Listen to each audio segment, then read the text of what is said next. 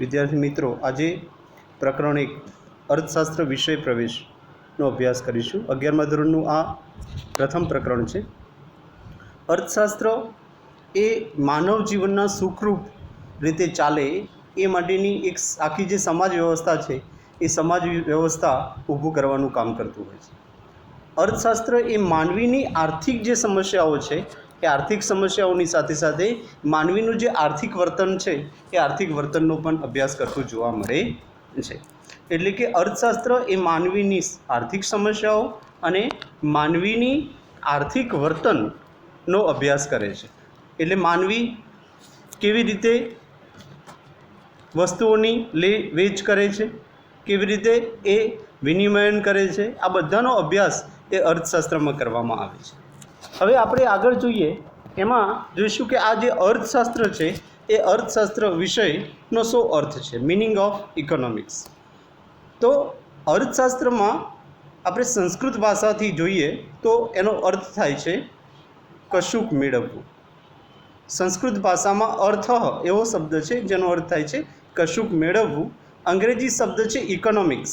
Economics એ Greek શબ્દ છે જે ઇકોનોમિક્સ ઉપરથી ઉતરી આવ્યો છે અને ઇકોનોમિક્સ એ પ્રાચીન સમયમાં ગ્રીક લોકો પોતાના ઘરની જે ઘર વખરી ખરીદવા માટે એ ઇકોનોમિક્સ તરીકે એને ઓળખતા હતા। ઇકોનોમિક્સ તરીકે એને ઓળખતા હતા।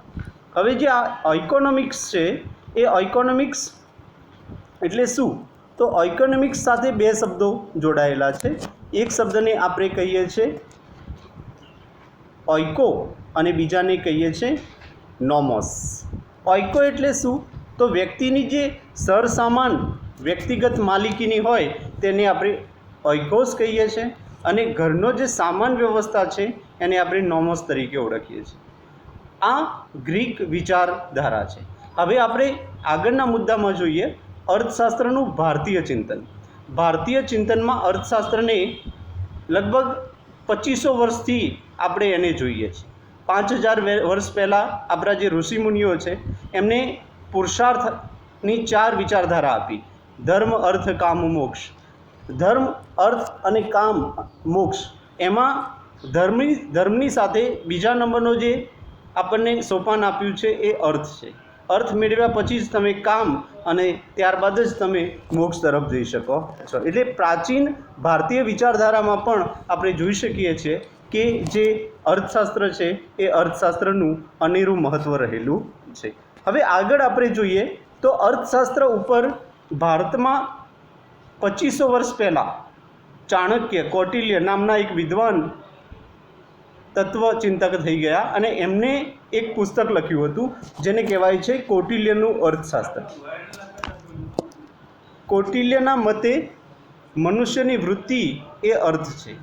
એટલે કે અર્થ એ મનુષ્યની વૃત્તિ છે।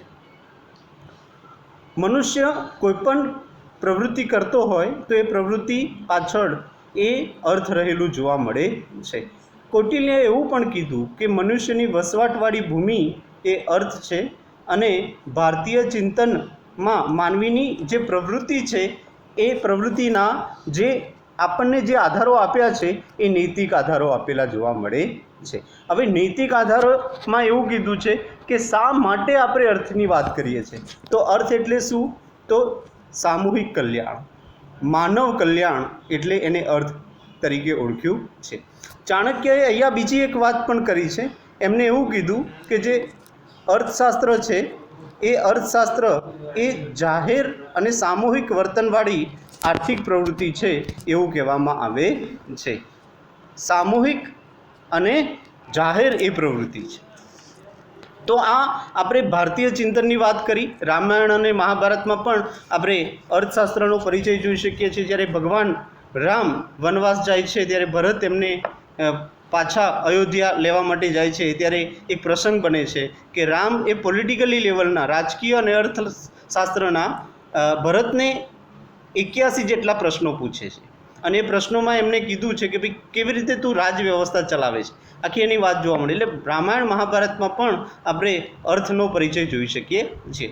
હવે આગળ આપણે વાત કરીએ તો મુદ્દો છે પશ્ચિમમાં અર્થશાસ્ત્રનો ઉદ્ભવ અને વિકાસ। કેવી રીતે પશ્ચિમ તરફ અર્થશાસ્ત્રનો ઉદ્ભવ થયો અને વિકાસ થયો. પહેલી વાત કરીએ એમાં સૌથી વિશેષ શ્રેય આપણે આપી શકીએ છીએ તે છે એરિસ્ટોટલ. એરિસ્ટોટલે એક પુસ્તક લખ્યું હતું જે પુસ્તકનું નામ છે ઇકોનોમિક પુસ્તક. આ જે ઇકોનોમિક્સ જે પુસ્તક છે એ ઇકોનોમિક પુસ્તકના અંદર એમને આર્થિક ચિંતન રજૂ કર્યું છે. અને ત્યારબાદ યુરોપના અંદર ઔદ્યોગિક ક્રાંતિ થઈ અને ઔદ્યોગિક ક્રાંતિ થયા પછી ઉદ્યોગ ક્ષેત્રે સૂક્ષ્મ શ્રમ વિભાજન અને શ્રમના અંદર ઉદ્યોગના અંદર વિશિષ્ટીકરણ આવેલું જોવા મળે છે. જ્યારે સૂક્ષ્મ શ્રમ વિભાજન અને વિશિષ્ટીકરણ થયા પછી જે અર્થશાસ્ત્ર છે એ અર્થશાસ્ત્રનું મહત્ત્વ એ વધી ગયેલું જોવા મળે છે. ત્યારબાદ ભૌતિક વિજ્ઞાનની જે શાખાઓ આવી, રસાયણ વિજ્ઞાન છે, ભૌતિક વિજ્ઞાન છે, જીવ વિજ્ઞાન છે, વનસ્પતિ વિજ્ઞાન છે, એવી જ રીતે સામાજિક વિજ્ઞાનની જે શાખાઓ છે એ સામાજિક વિજ્ઞાનની જે શાખાઓ એ માનવના વર્તનનો અભ્યાસ કરતી જોવા મળે છે.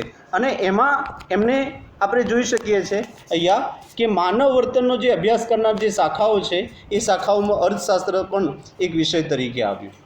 ઔદ્યોગિક ક્રાંતિ થઈ. ઔદ્યોગિક ક્રાંતિ બાદ જે આર્થિક સંપત્તિના વધારાના જે પ્રશ્નો છે એ પ્રશ્નો એ ઉપર ઊંડું ચિંતન થયું, કારણ કે આર્થિક સંપત્તિ વધવા લાગી હતી. અને એટલા માટે 1876માં એડમ સ્મિથે અર્થશાસ્ત્રનું સ્વતંત્ર ચિંતન કરતું એક પુસ્તક લખ્યું. એટલે કે આપણે પ્રથમ અર્થશાસ્ત્રી કોણ છે?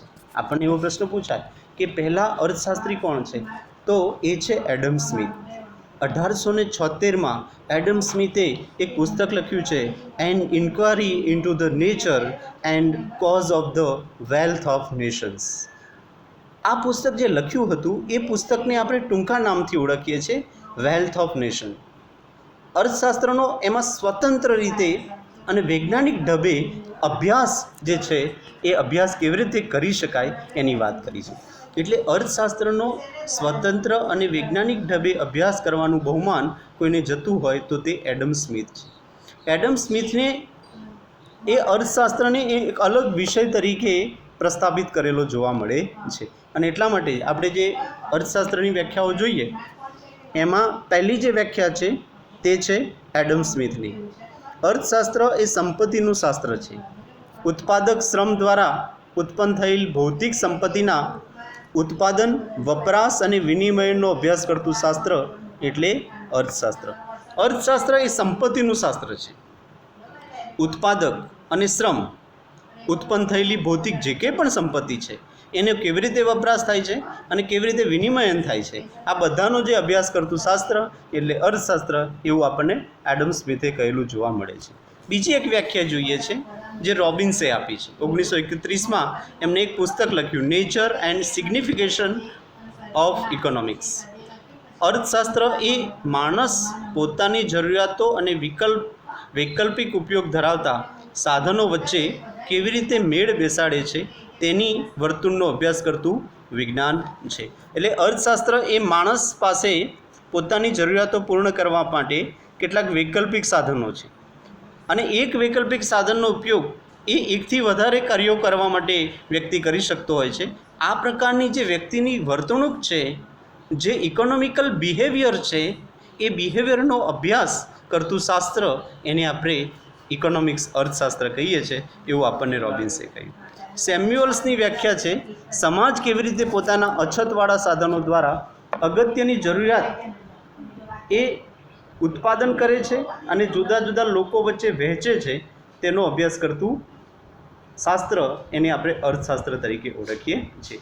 સમાજ કેવી રીતે અછતવાળા સાધનોનો ઉપયોગ કરે છે એની અહીંયા સેમ્યુઅલ્સે વાત કરી છે. તો આ ભાગના અંદર આપણે આ વ્યાખ્યાઓનો અભ્યાસ કરીએ છીએ. હવે પછીના ભાગના અંદર આપણે માર્શલની વાત કરીશું.